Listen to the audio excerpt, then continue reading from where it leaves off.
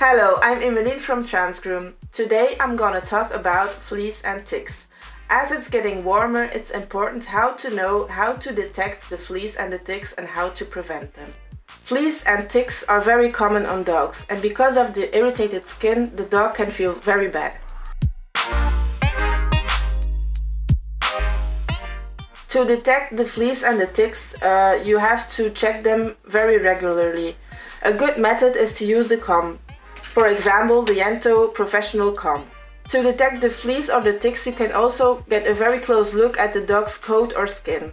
It's not always very easy to detect them because the fleas go everywhere. They can go into the ears, into the toes, or under the tail.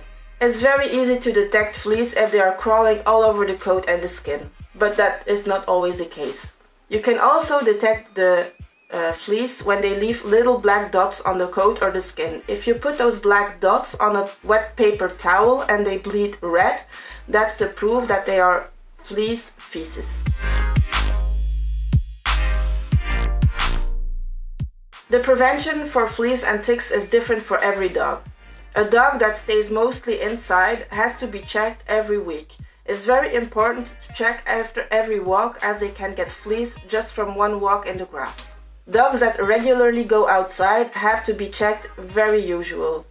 You can put a preventive spray on the coat, such as the Tropiclean spray. It is very important to do all of this in hotter periods. People that live in countries where it's very hot, you have to do it all year around. Dogs that live outside most of the time have to be protected all year around. You can use the spray, or we also have the flea and tick controller. You can also go to your veterinary to have a monthly protection.